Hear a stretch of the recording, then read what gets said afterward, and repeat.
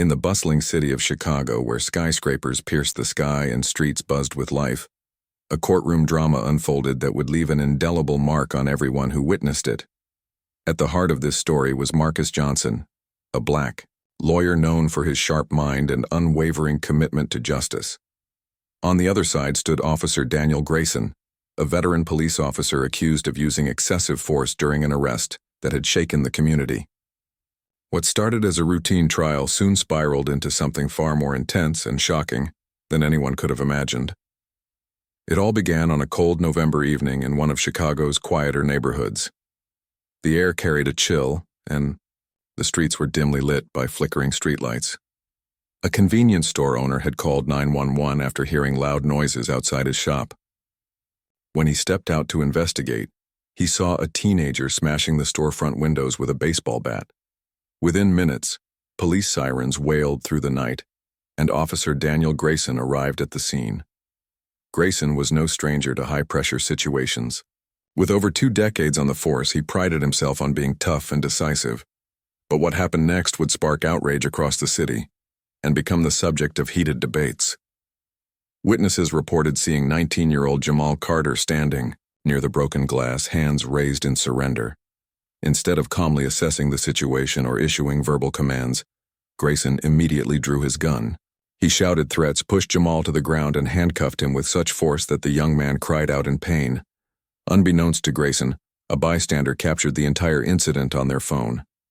The video showed Grayson slamming Jamal onto the pavement, ignoring his pleas of innocence. The footage quickly went viral, igniting protests throughout the city. People demanded accountability, accusing Grayson of using unnecessary force against a teenager who posed no real threat. For many, the case wasn't just about one officer. It symbolized larger issues of systemic racism and police brutality. Enter Marcus Johnson, a lawyer whose reputation preceded him. Known for taking on difficult cases and fighting tirelessly for justice, Marcus had built a career defending those who couldn't defend themselves. When Jamal's family reached out to him, Marcus didn't hesitate to take the case. From the moment he met Jamal, Marcus understood the weight of the responsibility before him. This wasn't just about winning a lawsuit. It was about exposing the truth and holding someone accountable for their actions. As preparations for the trial began, Marcus dove headfirst into gathering evidence. He reviewed every detail of the case, poring over police reports, witness statements, and the now infamous video.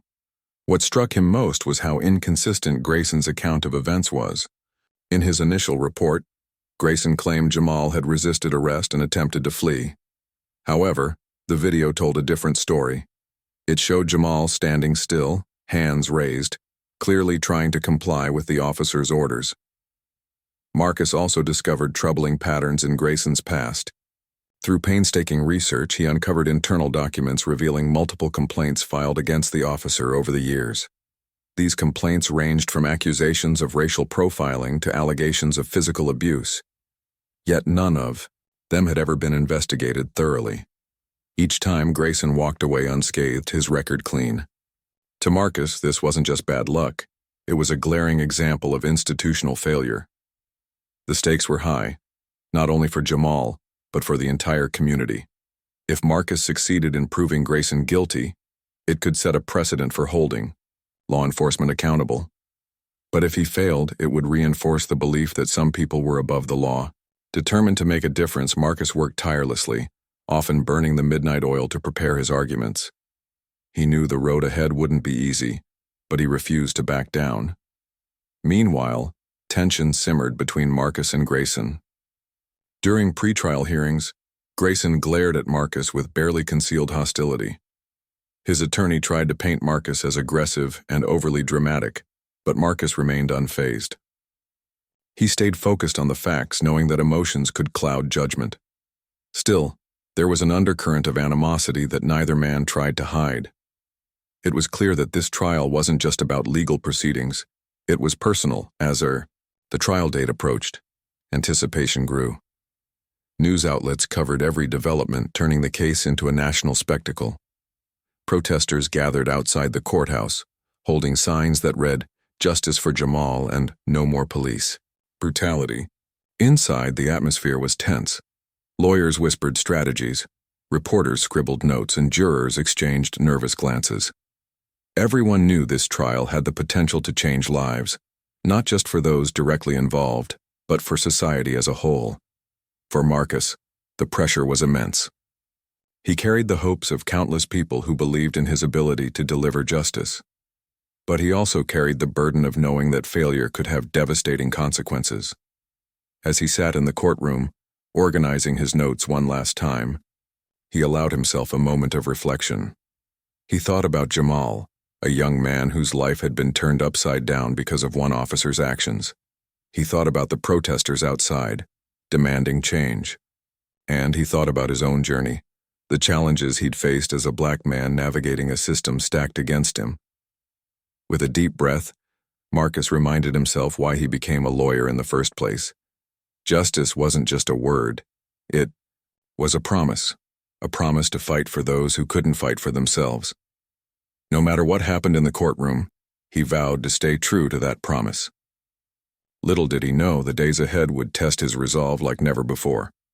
What started as a straightforward case of police misconduct was about to take a dramatic turn. The courtroom drama was just beginning, and nothing, not even the most seasoned observers, could have predicted what would happen next. As the trial began, the courtroom buzzed with anticipation. Reporters jotted down notes furiously, their pens scratching against notepads like the ticking of a clock counting down to something explosive.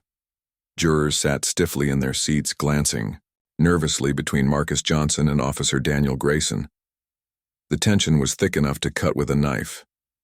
Everyone knew this wasn't just another case. It was a battle for truth, accountability, and justice.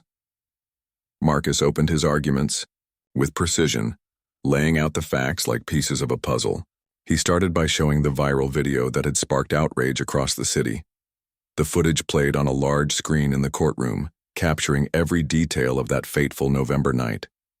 Jamal Carter stood frozen, hands raised in surrender, as Officer Grayson stormed toward him with his gun drawn. The sound of Jamal's cries, "I'm not resisting, I didn't do anything," echoed through the room, leaving some jurors visibly shaken. "This is not self-defense," Marcus said, his voice calm but firm. "This is not protocol. This is excessive force, plain and simple." He paused, letting the words sink in before continuing. Officer Grayson chose aggression over restraint, intimidation over de-escalation. And we are here today to ask, why? Grayson's attorney, a seasoned lawyer named Susan Harper, tried to counter Marcus's narrative. She argued that her client had acted within the bounds of his duty, claiming that Jamal posed a potential threat. "My client was responding to a dangerous situation," she said. "He had to make split-second decisions to protect himself and others." But Marcus wasn't about to let that argument stand unchallenged. He turned to the jury, his eyes locking onto theirs. "Split-second decisions? Or reckless behavior?" he asked. "If Officer Grayson followed proper procedure, why does the video show him ignoring Jamal's compliance? Why does it show him using force when there was no resistance?" The prosecution squirmed under Marcus's relentless questioning. Every time they tried to justify Grayson's actions, Marcus countered with evidence.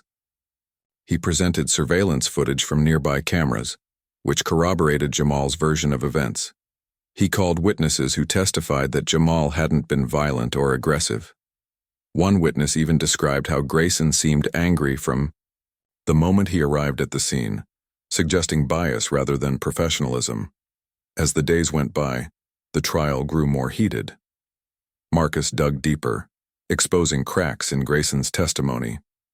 During cross-examination, he zeroed in on inconsistencies in the officer's account.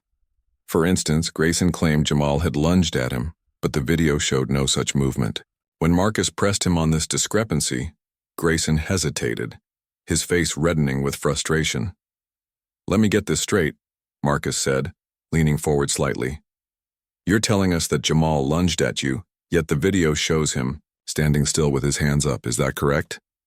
I don't know what the video shows," Grayson stammered, his composure slipping. All I know is that I felt threatened. Marcus seized the opportunity. Felt threatened? By a teenager holding nothing but a baseball bat? A teenager who was already surrendering? Tell me, Officer Grayson, did you feel equally threatened during your previous encounters with young black men? The courtroom erupted into murmurs. Judge Thompson slammed her gavel, demanding order. But the damage was done. Grayson's credibility was crumbling, and everyone could see it. To further bolster his case, Marcus introduced internal documents obtained through a Freedom of Information request. These documents revealed a disturbing pattern. Multiple complaints had been filed against Grayson over the years, alleging racial profiling, verbal abuse, and unnecessary use of force. Yet each complaint had been dismissed without investigation. It was as if the system itself had protected Grayson, allowing him to act with impunity. "Ladies and gentlemen of the jury," Marcus said during his closing remarks for the day, "this isn't just about one incident. It's about a culture of indifference. A culture where officers like Daniel Grayson can act recklessly, knowing they won't be held accountable. We cannot allow that culture to continue." Outside the courtroom, public opinion was divided. Some supported Grayson, arguing that policing was a difficult job and officers needed leeway to make tough decisions. Others rallied behind Marcus, praising him for shining a light on systemic issues. Protesters continued to gather outside the courthouse, chanting slogans and holding signs. Social media exploded with hashtags like "Justice for Jamal" and "Hold them accountable." Inside, however, the pressure was mounting. Grayson looked increasingly agitated, often whispering urgently to his attorney during breaks. His once confident demeanor had given way to defensiveness. Meanwhile, Marcus remained composed, though those close to him noticed the toll the trial was taking. Late nights spent preparing arguments left him exhausted, and the constant scrutiny weighed heavily on his shoulders. On the 5th day of the trial, tensions reached a boiling point. Marcus had just finished presenting new evidence, audio recordings, from Grayson's body camera that hadn't been disclosed earlier. In the recording, Grayson could be heard muttering derogatory remarks about Jamal moments before the altercation. The prosecution objected vehemently, calling the tapes inadmissible, but Judge Thompson ruled in favor of allowing them after reviewing their authenticity. The courtroom fell silent as the recording played. Grayson's voice came through clearly, laced with anger and prejudice. "Another punk kid," he muttered. "Think you can mess with my city? Not on my watch." The impact was immediate. Gasps rippled through the gallery and several jurors exchanged horrified looks. Even Judge Thompson appeared taken aback, her expression unreadable. Grayson slumped in his seat, his face pale. Marcus seized the moment. "This recording proves what we've suspected all along," he said, addressing the jury. "Officer Grayson didn't approach Jamal as a neutral enforcer of the law. He approached him with preconceived notions, fueled by bias and hostility. That's why he escalated the situation unnecessarily. That's why Jamal ended up in the hospital." Grayson's attorney scrambled to respond, but her argument sounded hollow compared to the damning evidence Marcus had presented. As the day drew to a close, the atmosphere in the courtroom was electric. People whispered among themselves, speculating about what might happen next. Would the jury side with Marcus? Could Grayson possibly recover from this devastating blow? For Marcus, the stakes were higher than ever. He knew he was close to breaking the case wide open, but he also knew that victory wasn't guaranteed. The road ahead was fraught with challenges, and he couldn't afford to let his guard down, not for a single second. Yet, despite the exhaustion and stress, Marcus felt a flicker of hope. He thought about Jamal sitting quietly in the gallery, his arm still in a cast from the injuries he sustained. He thought about the protesters outside, braving the cold to demand change. And he thought about all the people who believed in him, trusting him to fight for justice. "This isn't just my fight," Marcus reminded himself as he packed up his files for the day. "It's our fight, and we're not backing down."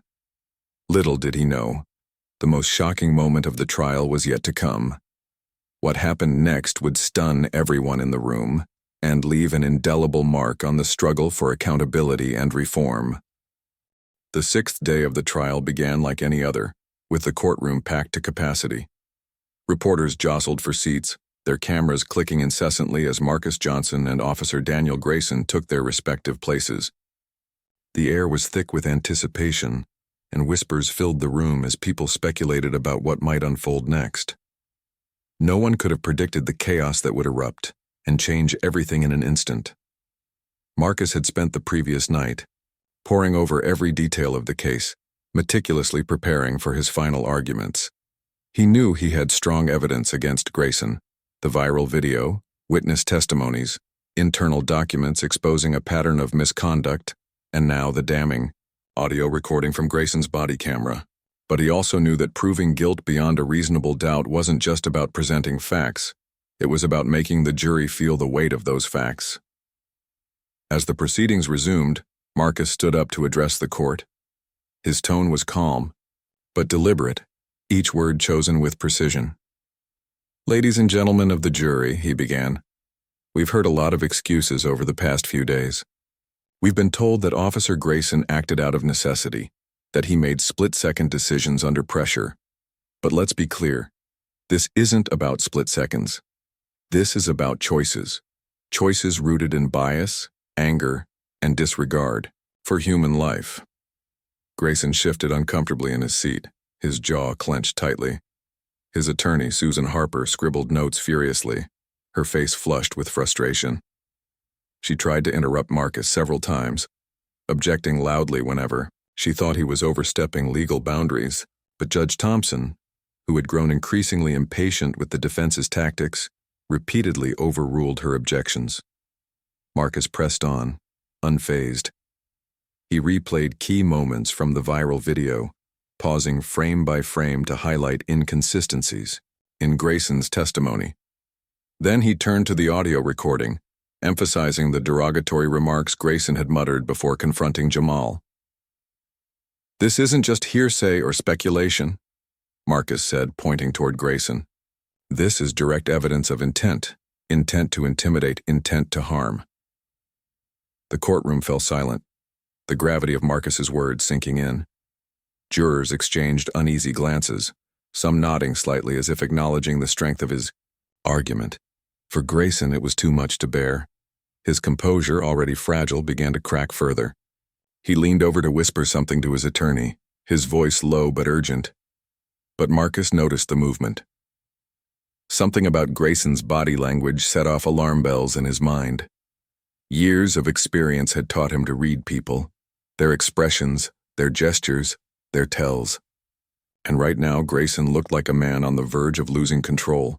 "Your Honor," Marcus said, raising his hand slightly, "I'd like to request a brief recess." Judge Thompson raised an eyebrow but granted the request without hesitation. As the court took a short break, tension simmered beneath the surface. Lawyers huddled with their clients, reporters rushed to file updates, and security guards patrolled the aisles, keeping a watchful eye on everyone present. When the session reconvened, no one expected what happened next. As Marcus returned to his seat, Grayson suddenly stood up, his face contorted with rage. Without warning, he reached for the holster strapped to his side and pulled out his service weapon. The sound of gasps rippled through the courtroom as people realized what was happening. Grayson pointed the gun directly at Marcus, his hands shaking violently. Time seemed to freeze as all eyes turned to the scene unfolding in front of them.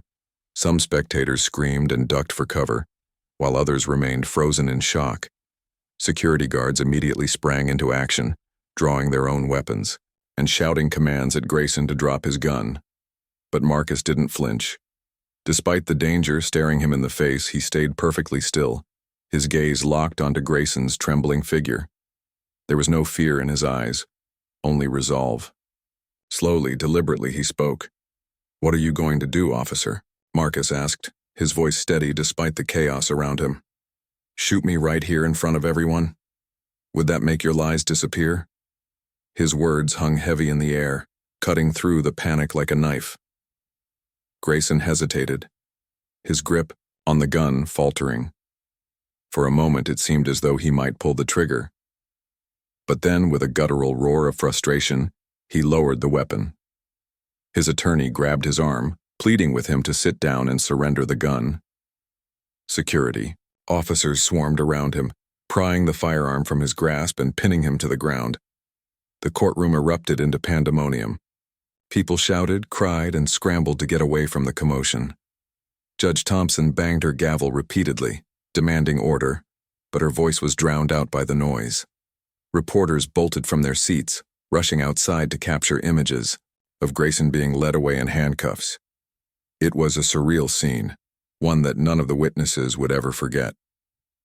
Once the initial chaos subsided, Judge Thompson declared a mistrial. Given the severity of Grayson's actions, she ordered him to be taken into custody pending further investigation. As the bailiffs escorted him out of the courtroom, Grayson struggled against their hold, yelling obscenities and accusing Marcus of orchestrating the entire ordeal.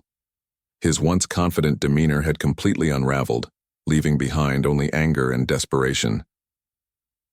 Outside the courthouse, news crews broadcast live updates, capturing the stunned reactions of protesters and bystanders alike. Social media exploded with outrage. Hashtags like Tagga Justice for Marcus trending alongside Chaka Hold Them Accountable. Supporters gathered around Marcus, cheering and applauding his bravery. Yet even amidst the adulation, Marcus kept his composure.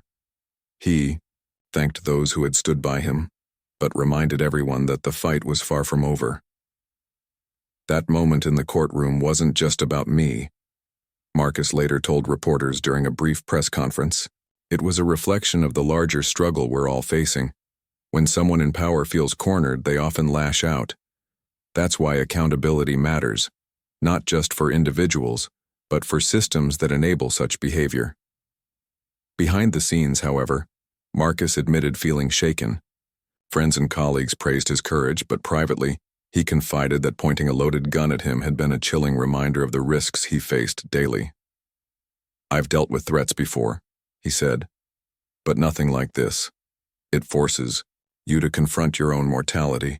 You realize how fragile justice can be, and how much work still needs to be done." Despite the emotional toll, Marcus refused to back down. He vowed to continue fighting for Jamal's case, determined to ensure that Grayson's actions wouldn't go unpunished. With renewed determination, he prepared for the retrial, knowing that the stakes were higher than ever.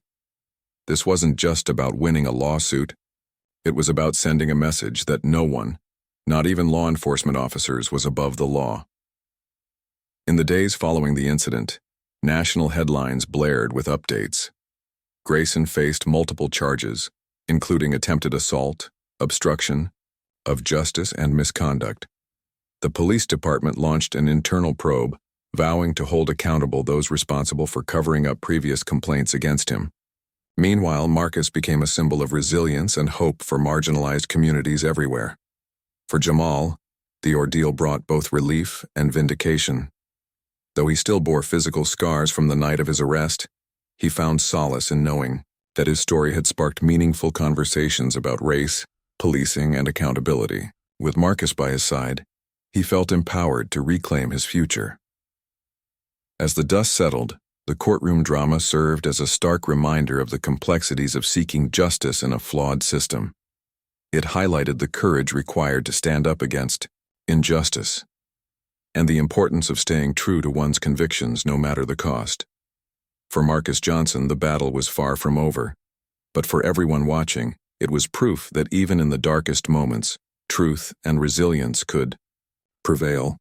The aftermath of Officer Daniel Grayson's shocking actions in the courtroom sent shockwaves through the city of Chicago and beyond. What had started as a high-profile trial about police misconduct had now spiraled into something far more dramatic and consequential. The image of Grayson pointing his gun at Marcus Johnson, a black lawyer fighting for justice, dominated headlines worldwide. Social media platforms buzzed with outrage. Debates raged on news channels and protests erupted across the country. For many, this wasn't just an isolated incident. It was emblematic of deeper systemic issues plaguing law enforcement and the judicial system. As Grayson was led away in handcuffs, the full weight of his actions began to sink in, not just for him, but for everyone involved. Judge Thompson wasted no time declaring a mistrial, citing the unprecedented disruption caused by Grayson's behavior. She also issued a restraining order barring him from contacting anyone associated with the case, including Marcus Johnson. Meanwhile, federal authorities launched an investigation into the incident, widening their scope to include allegations of systemic corruption within Grayson's department. For Marcus, the hours following the courtroom chaos were a whirlwind of emotions. Supporters flooded him with messages of admiration and gratitude, praising his courage for standing firm in the face of such danger. Reporters camped outside his office, eager to capture every word he spoke. Yet despite the outpouring of support, Marcus couldn't shake the lingering unease that came with knowing how close he'd come to tragedy. He replayed the moment in his mind over and over. The cold barrel of the gun pointed directly at him, the deafening silence of the courtroom, the raw anger in Grayson's eyes. It was a stark reminder of the risks inherent in his line of work. That evening, after returning home, Marcus sat alone in his dimly lit living room. The adrenaline that had fueled him during the trial had faded, leaving behind exhaustion and reflection. His wife, Elena, entered the room quietly, placing a comforting hand on his shoulder. "You did what you had to do," she said softly, "but don't let this break you." Marcus nodded, though doubt lingered in his heart. "I've faced threats before," he admitted, "but nothing like this. It makes you wonder how much is too much. How long can we keep pushing against systems designed to resist change?" Elena squeezed his hand reassuringly. "Because people like you are the ones who make change possible. If you stop fighting, who will?" Her words resonated deeply with Marcus. They reminded him why he became a lawyer in the first place, to give a voice to those who felt voiceless, to challenge injustices others deemed insurmountable. With renewed determination, he vowed not to let fear dictate his next steps. The fight wasn't over, not yet. The days that followed brought a flurry of developments. Federal investigators uncovered disturbing details about Grayson's past, including evidence that several complaints against him had been deliberately buried by higher-ups in the police department. Internal memos revealed a pattern of intimidation tactics used to silence whistleblowers and protect officers accused of misconduct. This revelation sparked widespread outrage, prompting calls for sweeping reforms within law enforcement agencies nationwide. Meanwhile, Grayson faced mounting charges. In addition to attempted assault and obstruction of justice, prosecutors added counts of criminal negligence and abuse of power. His attorney, Susan Harper, struggled to mount a defense amidst the avalanche of damning evidence. Public opinion had turned sharply against her client, and even some of his former colleagues distanced themselves, fearing association with his tarnished reputation. For Jamal Carter, the young man at the center of the case, the events unfolding around him were both surreal and empowering. Just weeks earlier, he had been an ordinary teenager trying to navigate life in a challenging neighborhood. Now his name was synonymous with a movement demanding accountability and reform. Protesters carried signs bearing his image, and activists hailed him as a symbol of resilience against systemic oppression. Yet despite the newfound attention, Jamal remained grounded. He attended therapy sessions to process the trauma of his arrest and worked closely with Marcus to prepare for the retrial. "I'm not doing this for fame or recognition," Jamal told reporters during a rare interview. "I'm doing this because I want to make sure what happened to me doesn't happen to someone else." As preparations for the retrial began, Marcus found himself grappling with mixed emotions. On one hand, he felt a sense of vindication. Grayson's actions in the courtroom had exposed the very biases and hostilities Marcus had been fighting to dismantle. On the other hand, he couldn't ignore the toll the case was taking on him personally. Sleepless nights became routine, and moments of anxiety crept into his daily life. Friends and colleagues urged him to take a step back, but Marcus refused. He knew the stakes were too high to walk away now. To cope with the pressure, Marcus leaned heavily on his support network. His wife, Elena, accompanied him to court whenever possible, offering quiet encouragement during breaks. His team of assistants worked tirelessly to ensure every detail of the case was meticulously prepared. And then there were the countless strangers who reached out to express their solidarity. Letters, emails, and social media messages poured, and from people around the world thanking Marcus for his bravery and dedication. One particular message stood out to Marcus. It came from an elderly woman named Ruth, who wrote to share her own experiences growing up in the segregated South. "Your courage reminds me of the civil rights leaders I admired as a child," she wrote. "They faced hatred and violence, too, but they never gave up. Neither should you." Reading those words brought tears to Marcus's eyes. He realized that his fight wasn't just about Jamal or Grayson. It was part of a larger legacy of resistance and perseverance. Every argument he made in court, every piece of evidence he presented, contributed to a broader narrative of progress and accountability. The retrial commenced 2 months later, held in a different courthouse to minimize disruptions. Security measures were heightened, with metal detectors installed at every entrance and armed guards stationed throughout the building. Media coverage intensified, with networks broadcasting live updates and analysts dissecting every twist and turn. The nation watched intently, aware that the outcome would have far-reaching implications for policing and racial justice. From the outset, Marcus approached the retrial with laser-sharp focus. He built on the foundation laid during the first trial, presenting even more compelling evidence to bolster Jamal's case. Expert witnesses testified about the psychological impact of excessive force, while community leaders spoke about the broader societal consequences of unchecked police brutality. Each testimony painted a vivid picture of a system in dire need of reform. Grayson, meanwhile, appeared visibly defeated. Stripped of his badge and facing multiple felony charges, he seemed a shadow of his former self. His attorney, Susan Harper, tried valiantly to salvage his defense, but the mountain of evidence against him proved insurmountable. By the time closing arguments rolled around, it was clear to everyone in the courtroom, including the jury, that justice was finally within reach. In his closing statement, Marcus delivered a powerful speech that resonated deeply with jurors and spectators alike.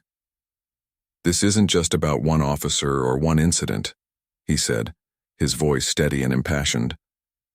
"It's about holding ourselves accountable for our actions, for our biases, for the systems we allow to perpetuate harm. We cannot claim to value justice if we turn a blind eye to injustice when it stares us in the face." When he finished speaking, the courtroom erupted in applause, a rare occurrence typically discouraged by judges. But Judge Thompson, moved by Marcus's eloquence, allowed the moment to stand. It was a testament to the profound impact his words had made. As deliberations began, the atmosphere outside the courthouse grew tense. Protesters gathered once again, holding vigil as they awaited the verdict. Reporters set up makeshift studios preparing for whatever news might come. Inside, Marcus paced nervously, alternating between hope and apprehension. After all he'd endured, the thought of losing now felt unbearable. Then finally, the jury returned with their decision. As the foreman read the verdict aloud, guilty, on all counts, a collective cheer rose from the gallery. Tears streamed down Jamal's face as he hugged Marcus tightly, overwhelmed with gratitude. Outside, celebrations erupted, with chants of "Justice served" echoing through the streets. For Marcus, the victory was bittersweet. While he rejoiced in the outcome, he knew the fight for true reform was far from over. But for now, he allowed himself a moment of triumph, a reminder that even in the face of adversity, justice could prevail. The guilty verdict against Officer Daniel Grayson marked a turning point, not just for Jamal Carter and Marcus Johnson, but for the entire city of Chicago. As news of the decision spread, celebrations erupted outside the courthouse, with cheers and applause echoing through the streets. Protesters who had stood vigil for days held up signs reading, "Justice prevails" and "Accountability matters." For many, this wasn't just a victory for one young man. It was a step toward addressing decades of systemic injustice. But while the courtroom drama had reached its climax, the fallout from the trial continued to reverberate far beyond those walls. The case exposed deep cracks in the foundation of law enforcement and highlighted the urgent need for reform. In the weeks that followed, federal investigators delved deeper into allegations of corruption within Grayson's department, uncovering Evidence of widespread misconduct. Officers accused of covering up complaints against their colleagues were suspended or fired, and calls for body cameras to be mandatory nationwide gained momentum. For Marcus Johnson, the aftermath was both rewarding and exhausting. On one hand, he felt immense pride in what they had achieved. Convicting an officer like Grayson, a figure once seen as untouchable, was a monumental accomplishment. It sent a clear message. No one, regardless of their position or power, was above the law. Yet, on the other hand, the emotional and physical toll of the trial lingered. Sleepless nights, constant media attention, and the lingering fear of retaliation weighed heavily on him. Friends and colleagues urged Marcus to take time off to recover, but he refused. "There's still work to do," he told them firmly. He knew that winning this case was only part of the battle. True change required sustained effort, and he wasn't about to rest until justice became the norm rather than the exception. In the months following the retrial, Marcus threw himself into advocacy work.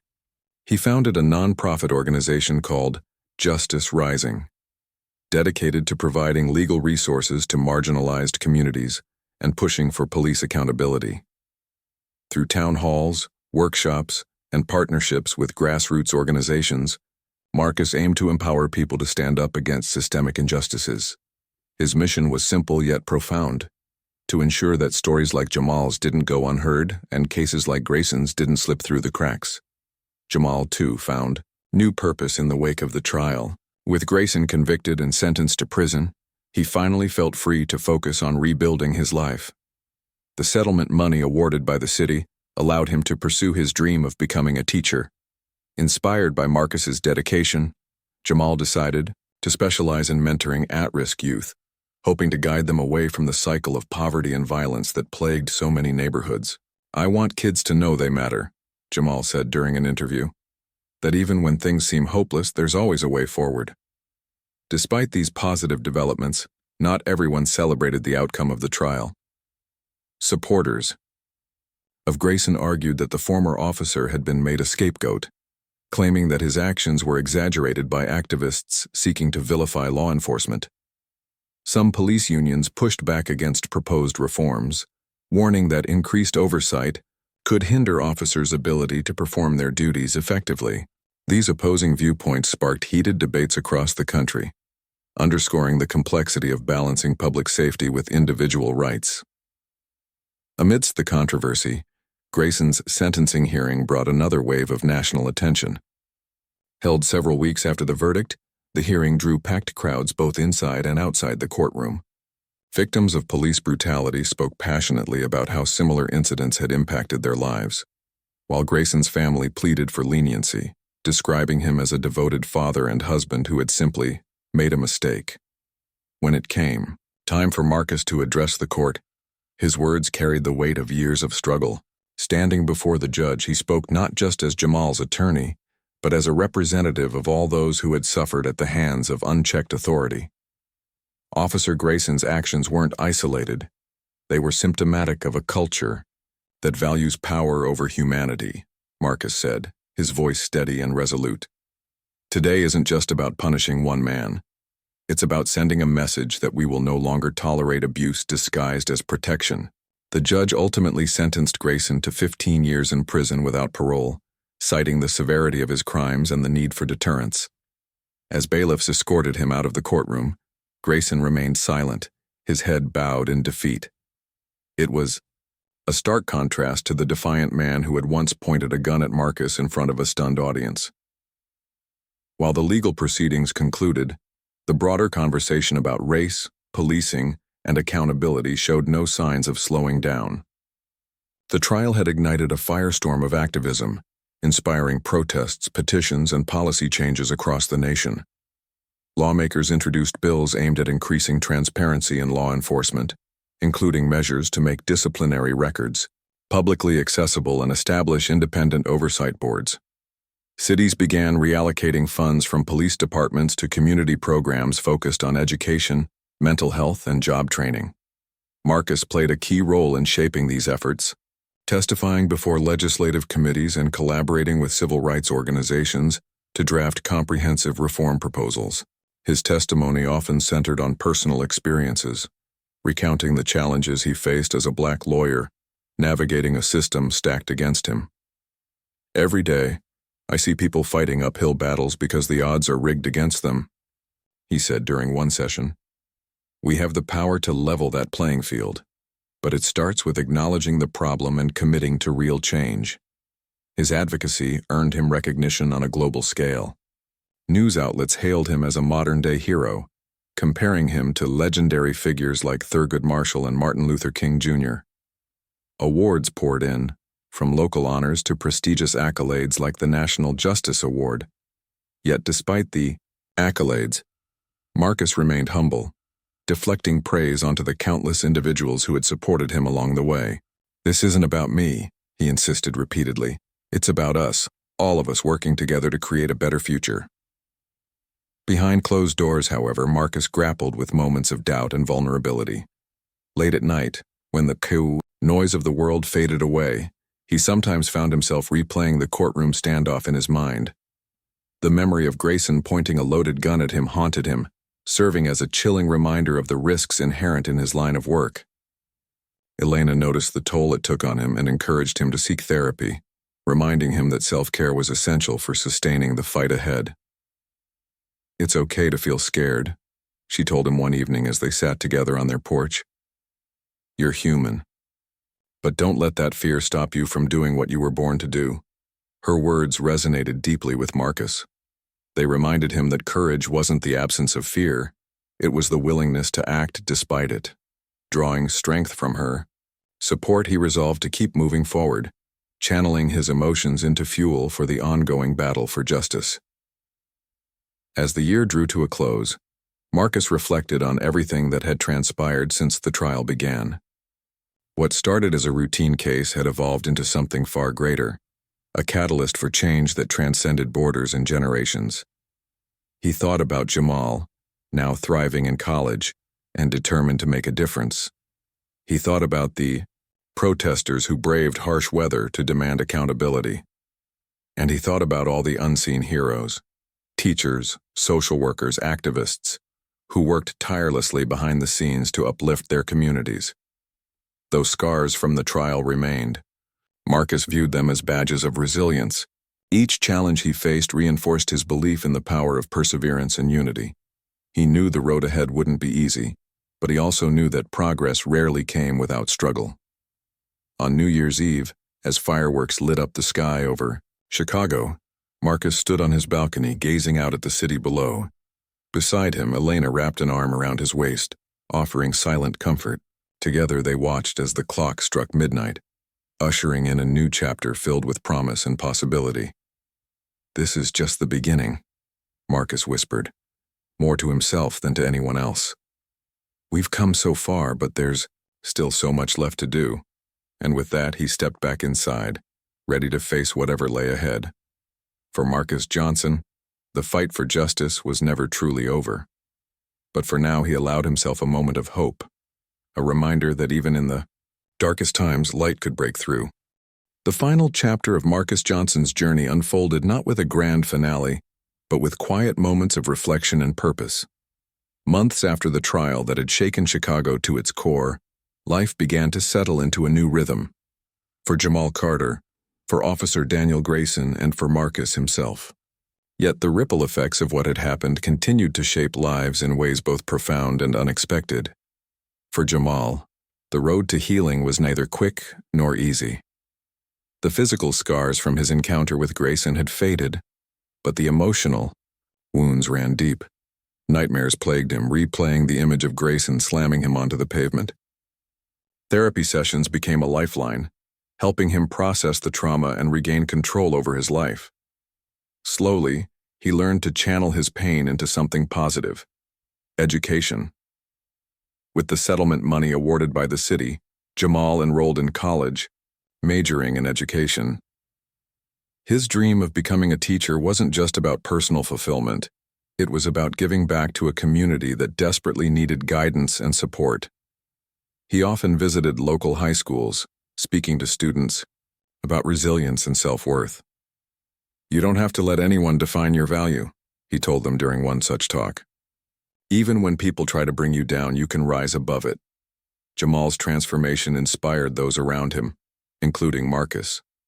Watching the young man he'd fought so hard to protect find meaning in his suffering reinforced Marcus's belief in the power of perseverance. It reminded him why he had chosen this path, to help individuals like Jamal reclaim their futures and break free from cycles of injustice. Officer Daniel Grayson, meanwhile, faced a starkly different reality. Sentenced to 15 years in prison, he entered a world far removed from the authority and privilege he once commanded. Behind bars, Grayson struggled to adapt to his new circumstances. Fellow inmates treated him with hostility, viewing him as a symbol of everything wrong with law enforcement. Guards kept a close watch on him, wary of potential threats to his safety. Grayson spent most of his days in solitude, reflecting on the choices that had led him here. At first, he clung to denial, blaming everyone but himself, the media, activists, even Marcus Johnson. But as time passed, cracks began to form in his defenses. Conversations with a prison counselor forced him to confront uncomfortable truths about his biases and actions.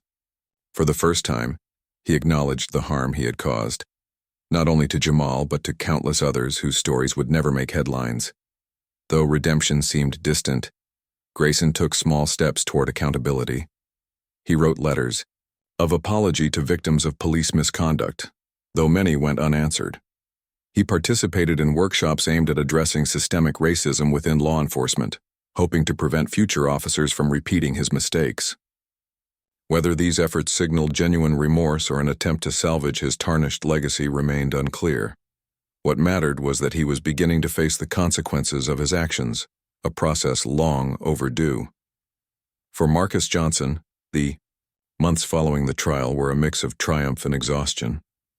The victory against Grayson had brought widespread recognition, turning him into a national figurehead for justice reform.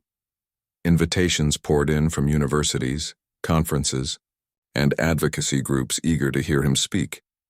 Yet despite the accolades, Marcus carried a heavy burden. The memory of Grayson pointing a gun at him haunted him, manifesting in sleepless nights and moments of anxiety.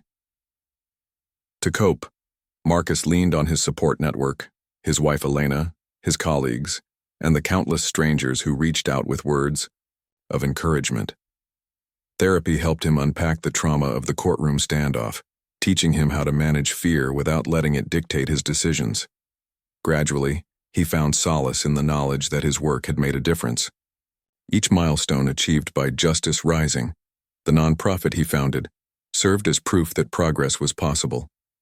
Under Marcus's leadership, Justice Rising grew rapidly, expanding its reach beyond Chicago to cities across the country. The organization provided free legal aid to marginalized communities, trained aspiring lawyers in civil rights advocacy, and partnered with policymakers to draft legislation promoting police accountability. One of its flagship initiatives, a database tracking complaints against law enforcement officers, gained traction nationwide, empowering citizens to hold authorities accountable. Marcus also became a vocal advocate for mental health awareness among activists and lawyers. Speaking openly about his own struggles, he encouraged others in high-stress professions to prioritize self-care. "We can't fight for justice if we're too burned out to stand," he said during a panel discussion. "Taking care of ourselves isn't selfish, it's necessary."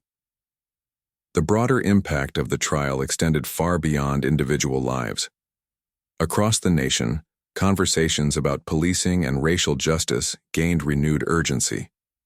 Cities implemented reforms aimed at increasing transparency and accountability within law enforcement agencies. Body cameras became mandatory, disciplinary records were made public, and independent oversight boards gained more authority. These changes weren't perfect. Many argued they didn't go far enough, but they represented meaningful progress. Activists credited Marcus and Jamal with sparking this wave of reform. Their courage in standing up to a powerful institution inspired others to do the same. Protests organized by grassroots movements drew record numbers, demanding systemic change rather than superficial fixes. Social media campaigns amplified voices that had long been ignored, forcing politicians to take action. Yet challenges persisted. Resistance from certain quarters, police unions, conservative lawmakers, and skeptics of reform slowed progress in some areas. Critics argued that increased oversight hindered officers' ability to perform their duties effectively, while others dismissed calls for reform as politically motivated attacks on law enforcement. These debates highlighted the complexities of balancing public safety with individual rights, underscoring the need for ongoing dialogue and collaboration. As the year came to a close, Marcus reflected on everything he had accomplished, and everything still left to do. Sitting in his office late one evening, surrounded by stacks of case files and notes for upcoming speeches, he allowed himself a rare moment of pause. Outside, the city buzzed with energy, its streets alive with the hum of possibility. Elena entered the room quietly, bringing him a cup of tea. "You've done enough for today," she said gently. "Come sit with me for a bit." Marcus smiled, setting down his pen and joining her on the couch. Together, they watched the skyline shimmer under the moonlight, the lights of skyscrapers, reflecting off Lake Michigan. In that quiet moment, Marcus felt a sense of peace, not because the fight was over, but because he knew it was worth continuing. "This is bigger than us," he murmured, almost to himself. "It's about building a world where no one has to face what Jamal did, or what I did in that courtroom. A world where justice isn't just a word, but a reality." Elena nodded, squeezing his hand reassuringly. "And you're helping make that happen, one step at a time." The next morning, Marcus returned to work with renewed determination. There were cases to prepare, policies to advocate for, and communities to uplift. The road ahead was long, fraught with obstacles and setbacks. But Marcus had learned to embrace uncertainty, trusting that every effort, no matter how small, contributed to a larger movement. In the end, the story of Marcus Johnson wasn't just about one trial or one victory. It was about resilience in the face of adversity, unity in the pursuit of justice, and hope in the belief that change was possible. As he walked through the doors of Justice Rising, ready to tackle another day, Marcus carried with him the lessons of the past and the promise of the future. Because for Marcus Johnson, the fight for justice wasn't just a career, it was a calling. And he wasn't stopping anytime soon.